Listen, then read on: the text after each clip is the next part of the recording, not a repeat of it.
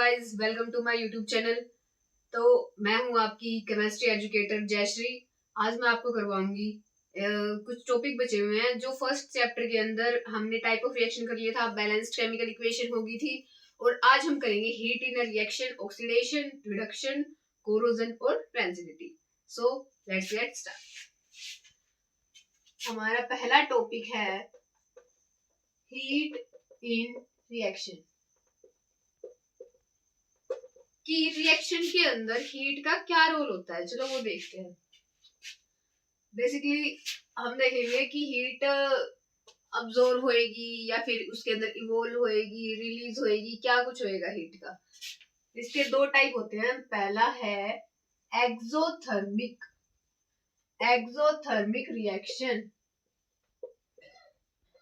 Second type है इसका endothermic reaction. Endothermic reaction देखो, पहला है एक्सोथर्मिक रिएक्शन, दूसरा है एंडोथर्मिक रिएक्शन। सबसे पहले हम करते हैं एक्सोथर्मिक रिएक्शन होता क्या है। एक्सोथर्मिक रिएक्शन के अंदर क्या होता है कि इसके अंदर दो या दो से ज्यादा रिएक्टेंट होंगे और वो हमें प्रोडक्ट देंगे। दो या दो से ज्यादा भी हो सकते हैं, एक भी हो सकता है, प्रोडक्ट कुछ भी हो सकता है। और साथ में क्या रिलीज होगी? हीट। एक्सोथर्मिक का मतलब होता है कि जब भी कुछ रिएक्टेंट रिएक्ट करेंगे आपस में तो प्रोडक्ट देंगे और साथ में हीट भी रिलीज होगी।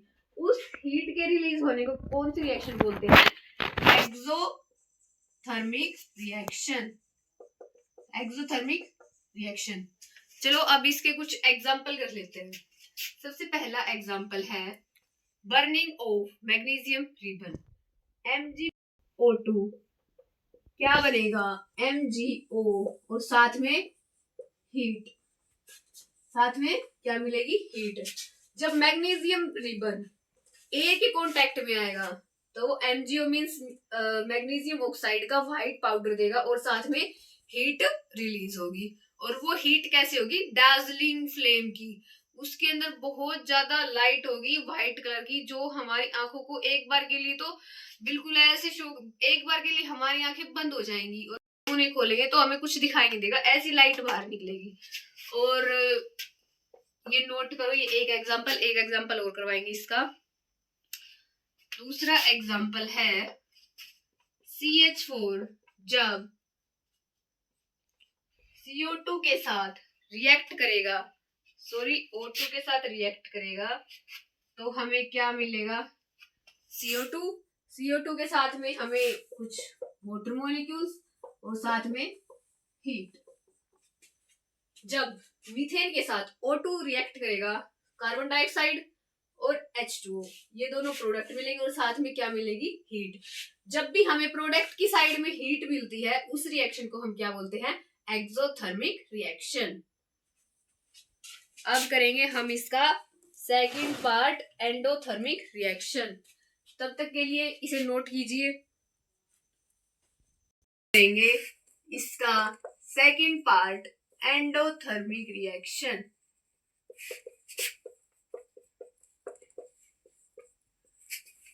जैसा कि आपको देखने से पता चल रहा है, एंडोथर्मिक रिएक्शन।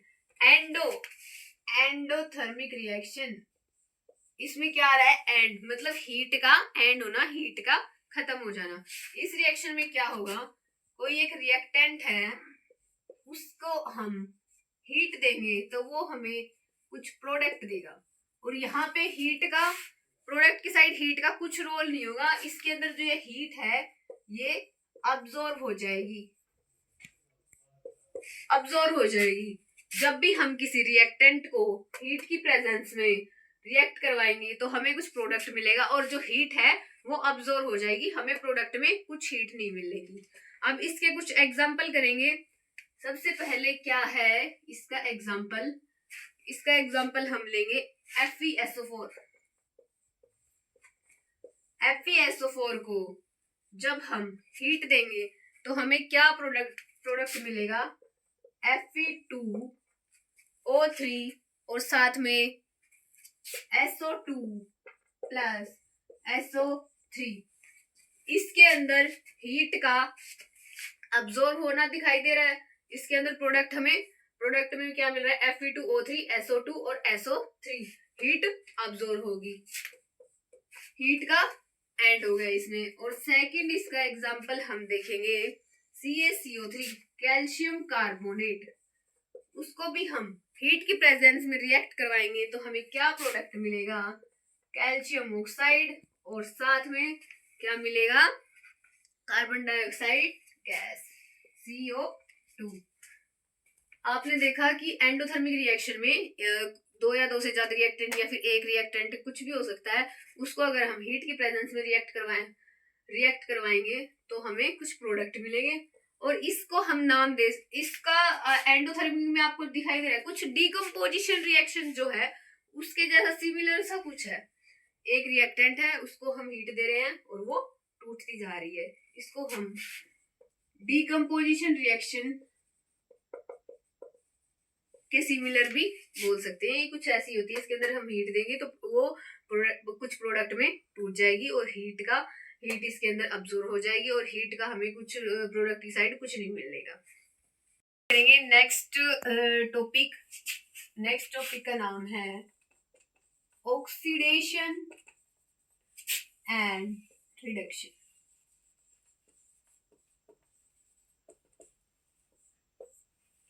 सबसे पहले करेंगे ऑक्सीडेशन रिएक्शन, दूसरी साइड करेंगे रिडक्शन।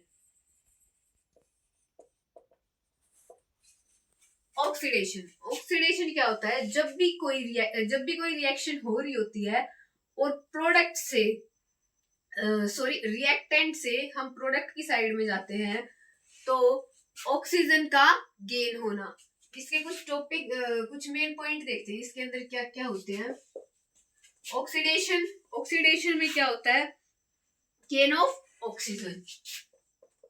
फर्स्ट पॉइंट है गेन ऑफ ऑक्सीजन।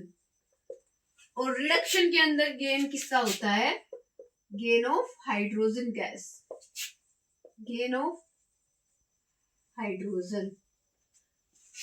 और सेकंड पॉइंट है इसके अंदर loss of hydrogen, loss of hydrogen. और इसके अंदर रिडक्शन के अंदर क्या होता है, लॉस ऑफ ऑक्सीजन। आप इससे भी याद कर सकते हो, ऑक्सीडेशन मींस गेन होगा ऑक्सीजन का और रिडक्शन बचा उसके अंदर किसका गेन होगा, हाइड्रोजन गैस का। और लॉस ऑफ हाइड्रोजन, इसके अंदर लॉस ऑफ ऑक्सीजन। अगर कोई रिएक्टेंट है उसमें हम O2 जोड़ देते हैं तो वो कौन सी रिएक्शन होगी, ऑक्सीडेशन। और कोई भी रिएक्टेंट है, इसके अंदर इसे B मान लेते हैं और उसके अंदर H2 का इन्वॉल्वमेंट होगा तो वो कौन सी रिएक्शन होगी, रिडक्शन। तब तक ये नोट कीजिए, इसके कुछ एग्जांपल करेंगे। इस रिएक्शन के अंदर हमें क्या दिख रहा है कि ये जो A रिएक्टेंट है, A is said to be oxidized। Oxidized का मतलब है कि इसके अंदर ऑक्सीजन का इन्वॉल्व हो गया और ये ऑक्सीजन के साथ मिल गई। इसको हम A वाले रिएक्टेंट को हम बोल सकते हैं A is said to be oxidized। A जो है रिएक्टेंट वो ऑक्सीडाइज हो गया। और दूसरे में B is said to be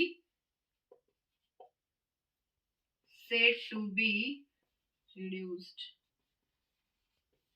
B वाला रिड्यूस हो गया, इसके अंदर हाइड्रोजन गैस का इन्वॉल्वमेंट होगा, इसके अंदर O2 गैस का इन्वॉल्वमेंट होगा। और गेन ऑफ ऑक्सीजन, इसके अंदर loss of hydrogen, gain of hydrogen, loss of oxygen. Note करो ये रिएक्शन का। इसके अंदर जिंक ऑक्साइड कार्बन के साथ रिएक्ट करेगा और हमें प्रोडक्ट देगा जिंक प्लस साथ में CO, कार्बन मोनोऑक्साइड। अब इसके अंदर आपको दिख रहा है कि जिंक ऑक्साइड है वो प्रोडक्ट की साइड किस में जाके टूट गया, सिंगल जिंक में। ये किस में टूट गया, सिंगल जिंक में। और जो कार्बन है उसके साथ ऑक्सीजन आके बैठ गया। ठीक है, अब मैंने आपको बताया था ऑक्सीडेशन क्या होता है, gain of oxygen, reduction gain of loss of oxygen, reduction loss of oxygen, और या फिर गेन ऑफ हाइड्रोजन। अब इसके अंदर हमें हाइड्रोजन का तो कुछ रोल नहीं दिख रहा, इसमें सिर्फ ऑक्सीजन है। अब जिंक ऑक्साइड प्रोडक्ट की साइड गया तो सिंगल जिंक में टूट गया। इसको हम यहाँ पे हमें क्या दिख रहा है, loss of oxygen, loss of oxygen. और लॉस ऑफ ऑक्सीजन कौन सी रिएक्शन होती है, रिडक्शन रिएक्शन, रिडक्शन हो गया इसमें। और कार्बन सीओ, कार्बन प्रोडक्ट की साइड क्या बना, सीओ कार्बन मोनोऑक्साइड। इसके अंदर क्या हुआ है, gain of oxygen, gain of oxygen हुआ है, तो ये कौन सी रिएक्शन होगी, ऑक्सीडेशन, ठीक है। और अभी कुछ एक पॉइंट और रहेगा इसका, जो ये O है ऑक्सीजन, इसके अंदर क्या हुआ, लॉस ऑफ ऑक्सीजन और reduction reaction. Loss of oxygen जिसके साथ भी हुआ होता है, रिडक्शन रिडक्शन के अंदर ऑक्सीजन के साथ में जो भी मेटल होता है उसको हम नाम देंगे ऑक्सीडाइजिंग एजेंट। जिसका भी रिडक्शन हुआ होता है उसको हम बोलेंगे ऑक्सीडाइजिंग एजेंट। और जिसके अंदर ऑक्सीडेशन होगा उसको हम बोलेंगे रिड्यूसिंग एजेंट, रिड्यूसिंग एजेंट। एक बार फिर से इस रिएक्शन को देखते हैं। जिंक ऑक्साइड कार्बन के साथ रिएक्ट करेगा, हमें प्रोडक्ट में क्या मिलेगा, जिंक प्लस कार्बन मोनोऑक्साइड। और जिंक के साथ ऑक्सीजन था और वो प्रोडक्ट की साइड जाके टूट गया। इसके अंदर क्या हुआ, loss of oxygen, loss of oxygen हुआ तो ये कौन सी रिएक्शन होगी, रिडक्शन। कार्बन के साथ ऑक्सीजन आगे जुड़ गया तो गेन ऑफ क्या हुआ, ऑक्सीजन, गेन ऑफ ऑक्सीजन को हम बोलेंगे ऑक्सीडेशन। और इसके अंदर जो एक ऑक्सीजन के साथ वाला कार्बन है, ये इसे क्या बोलेंगे, रिड्यूसिंग एजेंट। जो जिसका ऑक्सीडेशन हुआ होता है उसके अंदर जो मेटल होता है या फिर कोई भी नॉन मेटल है वो साथ होता है, उसको हम क्या बोलते हैं, रिड्यूसिंग एजेंट। और इसको बोलेंगे ऑक्सीडाइजिंग एजेंट। और जिस रिएक्शन के अंदर ऑक्सीडेशन भी हुआ हो और रिडक्शन भी हुआ हो उस रिएक्शन को हम बोलेंगे redox reaction, mixture of oxidation and reduction. अब इसका एक एग्जांपल और करेंगे, तब तक के लिए नोट करो। अभी हम करेंगे ऑक्सीडेशन ऑफ कॉपर और रिडक्शन ऑफ कॉपर। मैंने दो रिएक्शन लिखी है, कॉपर ऑक्सीजन के साथ रिएक्ट करके हीट की प्रेजेंस में हमें क्या देगा, कॉपर ऑक्साइड। और इसमें कॉपर ऑक्साइड H2 गैस के साथ रिएक्ट करके हीट की प्रेजेंस में हमें देगा कॉपर और साथ में कुछ वाटर मॉलिक्यूल्स। अब देखो इसके अंदर मैं लिखा oxidation of copper. Oxidation of copper का क्या मतलब, उसके अंदर या तो ऑक्सीजन का गेन होगा या फिर हाइड्रोजन गैस का लॉस होगा। इसमें हमें हाइड्रोजन गैस तो दिख नहीं रहा, तो देखो कॉपर और ऑक्सीजन, कॉपर इस साइड जाके ऑक्सीजन के साथ कांटेक्ट बना रहा है, इसको यहाँ पे क्या हो रहा है, gain of oxygen, gain of oxygen हो रहा है तो ऑक्सीडेशन। और इसके अंदर ऑक्सीडेशन हो रहा है तो इस ऑक्सीडेशन के अंदर क्या होता है, रिड्यूसिंग एजेंट। ये क्या कॉपर क्या है इसमें, रिड्यूसिंग एजेंट, ये नोट करो। सेकंड में क्या है, रिडक्शन ऑफ कॉपर। इसके अंदर कॉपर ऑक्साइड H2 गैस के साथ रिएक्ट कर रहा है हीट के प्रेजेंस में और हमें क्या दे रहा है, कॉपर और साथ में कुछ वाटर मॉलिक्यूल्स। इसके अंदर मेटल क्या है, कॉपर, कॉपर ऑक्सीजन इस साइड जाके टूट गया, ठीक है, ऑक्सीजन इसका हाइड्रोजन गैस के साथ आगे बैठ गया तो कॉपर ऑक्साइड टूट गया। यहाँ पे क्या हो रहा है, loss of oxygen, loss of oxygen, loss of oxygen हो रहा है तो कौन सी रिएक्शन होगी, रिडक्शन, रिडक्शन रिएक्शन। और ऑक्सीजन के साथ में जो मेटल है इसको हम बोलेंगे ऑक्सीडाइजिंग एजेंट। समझ में आया। इसके कुछ एग्जांपल देखते हैं। पहला एग्जांपल है rusting of iron.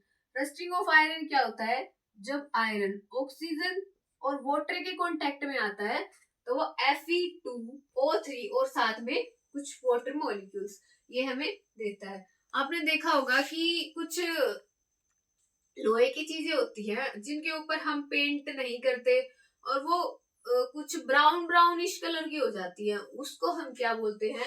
Rusting of iron.